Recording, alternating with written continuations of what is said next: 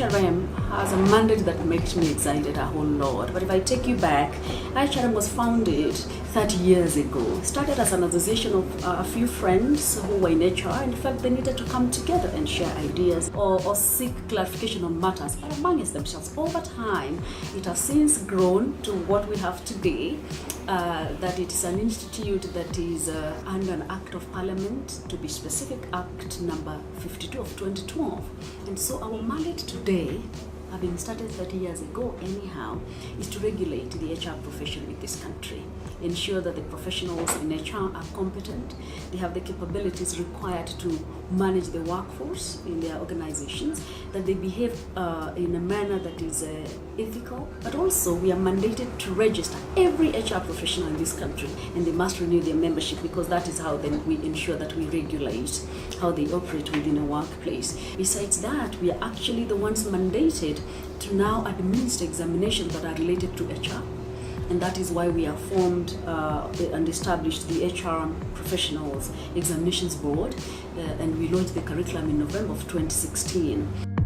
Premiumbeat.com. To hire the right person, it starts from a certain point. First, do you know what you are hiring them for?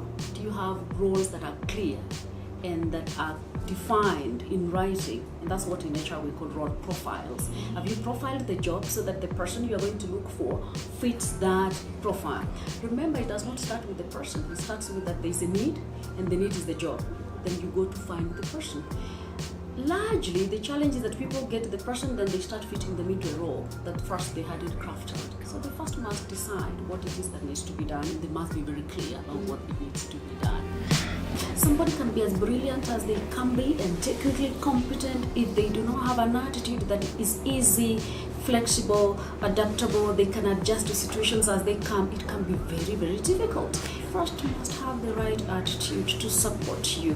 So if they are not supportive, they don't have the right attitude, you actually lose it. But remember, it's about working with somebody to ascertain that they actually are competent to do the work. Why do people leave? First of all, that is the thing. Sometimes they leave if the pay is low, but largely people have tended to leave a workplace because it was not conducive. They don't feel appreciated, they don't feel they are challenged enough in what they are doing. So more often than not, they don't leave because of money, they would leave because the environment was not supportive. They did not feel like they belonged, they did not feel like they were treated with respect. They do not feel like, I want to wake up and go to this place. You want to have employees that are enthusiastic to come to the place of work, and you can see the energy and you can feel it. You want to have an employee that is also finding learning a pleasure. Some get overwhelmed because the expectation of what the job was supposed to be and what they are faced with in real life in the office setup, when it doesn't match, they actually don't show up the following day. But if you are calm and you say, well, this is the situation we are faced with, we need to handle it in XYZ manner, they are able to understand. A small enterprise sometimes runs out of funds to even pay. But my advice has always been, first make sure you have money for the payroll, then everything else has to come after. Don't pay a supplier before you pay salaries. Treat them well. Be respectful. Do not shortchange employees. If they come in and you give them a pay that is perhaps at a very low level than the market, if things improve in your business, please improve with them. Walk along with them. Whether you are giving an increase of 1,000 shillings is better than nothing, and they're able to appreciate that you actually are working with them. They may not be willing to easily tell you their personal issue because they are not too sure when it is too much to bring to business, but it's kind of like you parent your employees as well. That's why it's called human resource management, because we're working with a human being who come with other problems with their home, but they bring them to the workplace. So insurance, for me, has really always been important. We take insurance against a probability, not an actual event. It may not happen, but what if it happened? Under the Occupational Safety and Health Act, every employer, however small, you're mandated, you're required to ensure that you provide an environment that is safe and conducive for work and free of hazards.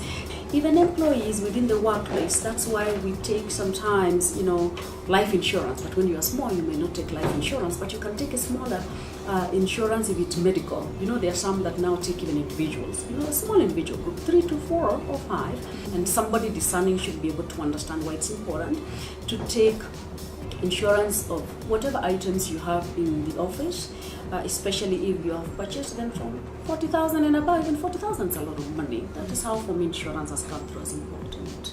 So that is how we try to ensure that really we work towards retaining our staff and supporting them in the workplace, even when it's a small enterprise.